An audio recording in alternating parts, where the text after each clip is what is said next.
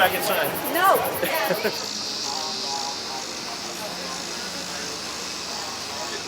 Because the next thing you're going to do our tour, we should...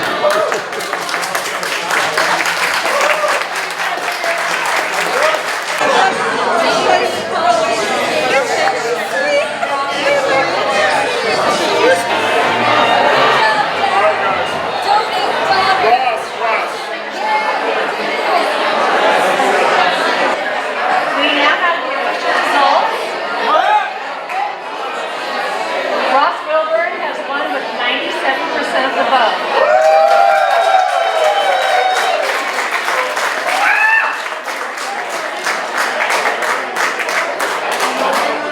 My name is Maddie Anderson. I'm the chair of the Story County Democrats, and I would like to read to you our official statement. Ross Wilburn has spent his life serving his country and his community. He has shown his dedication as a member of the Iowa National Guard, a social worker at the Crisis Center, a city council member and mayor, and through his work as the diversity officer at Iowa State University. He has the experience and the commitment we need. The residents of District 46 can rely on Representative Wilburn to show strength and character in the Iowa House as he works to address key issues like affordable health care, creating green jobs while protecting our environment, supporting education, and standing up for workers' rights. He knows that diversity is our strength. We are proud to have him as our newest member of the Iowa House of Representatives.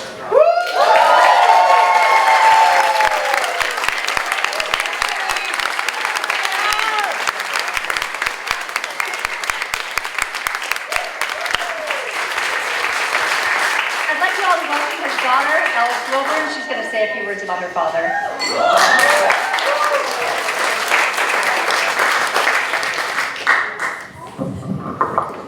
All right, thank you so much everyone for joining us at the victory celebration.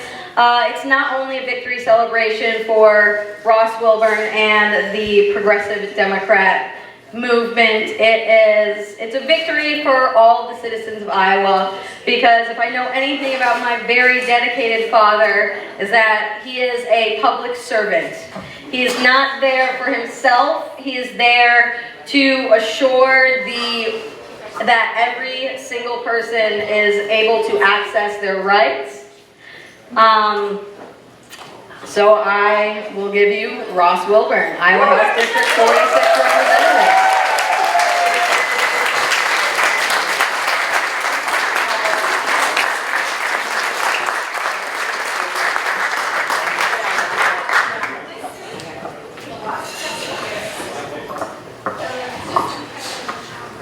Hello, Ames.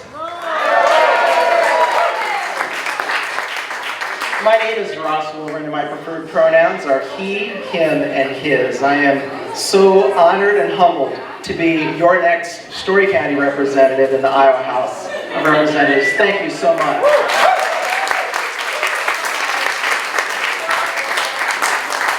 I want to thank all of you for your engagement, your involvement, getting out and knocking doors.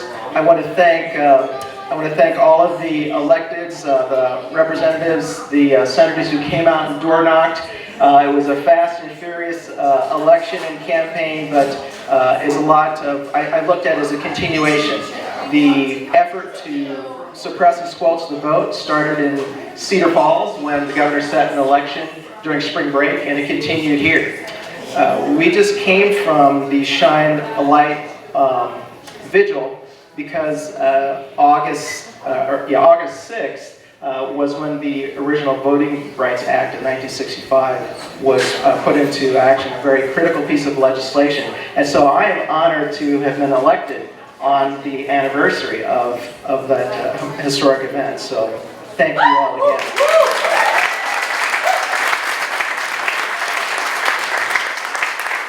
Your support meant so much to me. I'm going to take that with me as I get to learn my colleagues, know more about my colleagues in the House and working with them in the Senate. We've got to flip the House. We've got to be able to get a majority so that we continue to take action for education, for health care, for the environment, for good jobs, good union jobs. Those are all critical pieces. The messages that I heard from you, I heard it from you when I was running for governor, and I continued to hear that as I was knocking door to door.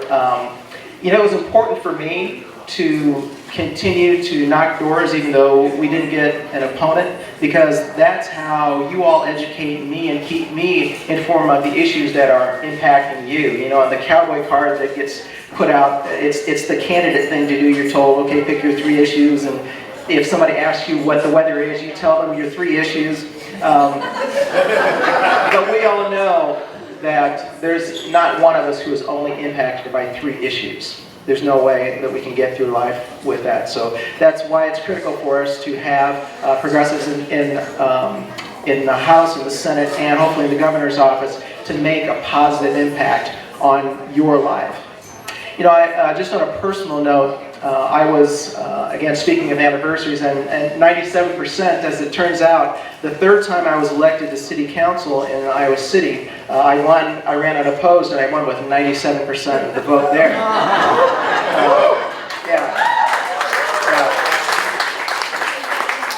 So a little bit of history there, history now, and history with the voters' right, but also, you know, I was honored to serve as the first African American mayor of Iowa City. I will be honored to be the 5th person of color in the Iowa House of Representatives. So I will, yeah, thank you.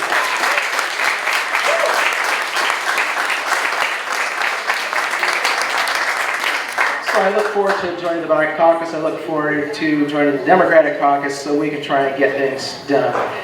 You know, again, it doesn't stop with putting me in office. It took the energy you all took. Thank you to all the presidential campaigns, the time, energy, and effort that you took. I was reminded that many of you are not local. You've relocated here. You've joined us here in Iowa. You've joined us here in Story County and Ames. And so we hope you are feeling that this is your home away from home.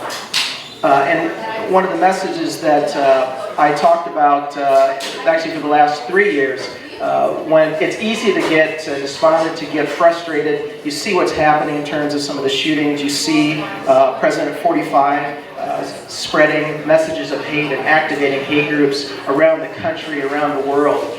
And we know through your work, you've experienced, hopefully, that's not what we're about here in Ames, Iowa. That's not what we're about here in Ames. We know that diversity and inclusion is important for us in creating a welcoming Iowa, a welcoming Ames. But it goes beyond that. Our efforts door to door and creating that welcome, inclusive community, that's how we get strong education. That's how we create good jobs. That's how we are going to improve the environment. That's how we're going to make sure there aren't things like human trafficking going on in the state, and that we're able to force the governor to sign, medical cannabis bills to take care of those who are hurting in this state. But it's more than diversity and inclusion. It's about creating that sense of belonging and welcoming. That's the Ames that I know. That's the Ames that we know. That's the Iowa that we know. And with all the presidential campaigns here, this is our time coming up with the caucus to let America know that this is who we are. And so thank you again. Keep the energy going. I know we've got someone with a big RV out there. I will say that I met him in Storm Lake, Iowa, at a barbecue event there, and I was impressed with him then. I was impressed with the run that he did, but I look forward. I meant to bring my t-shirt, we left it at home, so JD, I want to thank you for being willing to co-host this tonight. But otherwise, if you see me around town, give me a shout out. When you have a concern, send me an email. If you come down to Des Moines, let me know what's going on in your lives, because the better you keep me informed, the better I can do to represent all of you. Thank you so much, and let's keep the momentum going.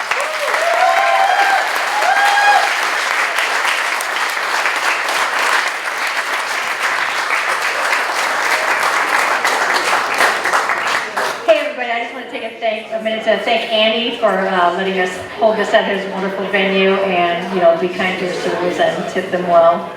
I want to say a few words about J.D. Scholten. I was proud to endorse him the last time that he ran, and like many of you, I was very much urging him to run again, and I'm so thrilled that he has jumped back into this race. So without further ado, I'll give you J.D. Scholten.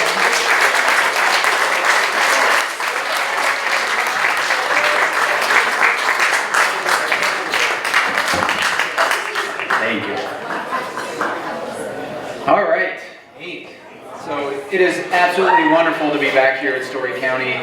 I mean, there's a lot of emotions the last couple days, and the lead up to deciding to run again. It wasn't easy, but we thought a lot about what happened 2 years ago, and when we launched the campaign 2 years ago, there's not too many people in this room probably knew that we even launched the campaign. And we tried our hardest, I didn't know if I could raise $5. I didn't know a lot of things, but what I did know is I could get out there to the people. And what we learned from my political heroes and a lot of people here, Berkeley Bedell and Tom Harkin, that is if you get out to the people, prove that you're trustworthy, prove that you're going to fight for the people of your district, you're going to earn votes, regardless of their voter history. And that's what we did last cycle. And by doing so, we moved the needle 24 points, which was the third.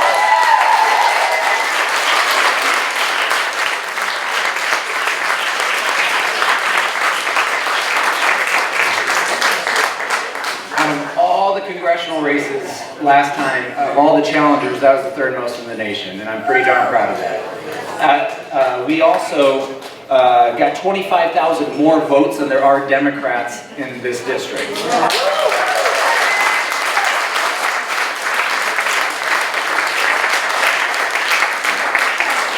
And I know we got 67% of the vote here in Story County, and that's absolutely phenomenal, but my proudest the thing I'm most proud of is in Woodbury County, where I'm from, King has never lost. And we got 54%.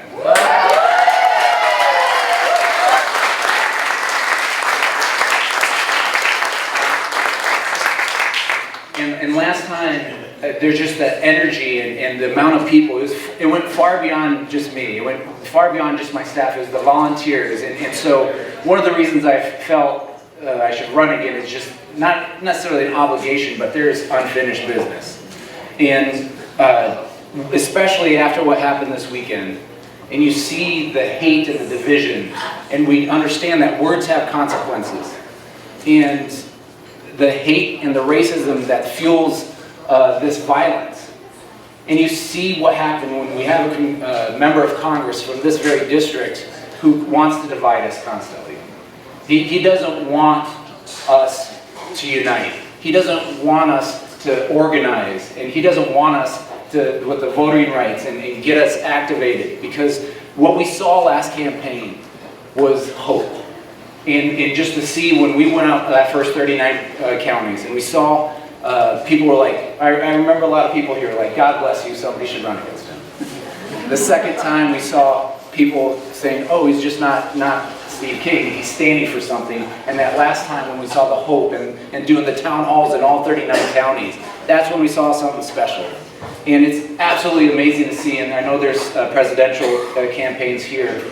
I'm passing the baton to you guys for you guys to organize for what we took, and then come February when you guys are done, we're taking it right back.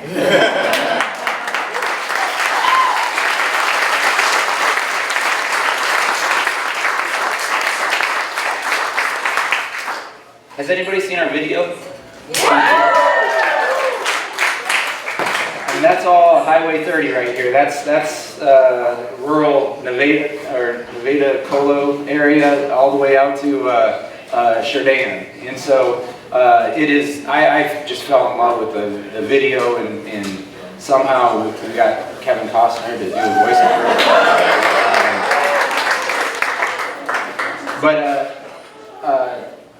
I just want to set the tone for our race.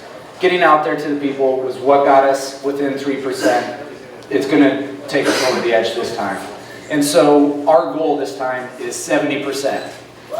And 70% means that on election night, I want a journalist or a bystander to ask 10 people at any precinct in any county in this district as they walk away. And I want 7 of those 10 people to say they've either met me, they saw this RV with their own eyes, or they knew that we were within a mile or 2 from them of having an event and they were welcome. If 7 out of 10 people, when they walk out, if they say that, we're going to win this race.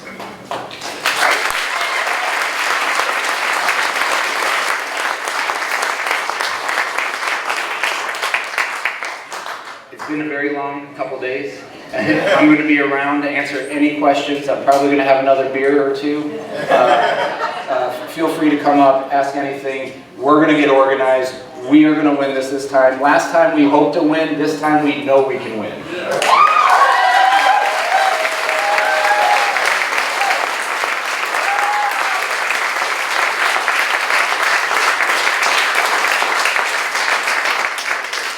And I just want to say, I think the world of Ross. Let's give him another round of applause.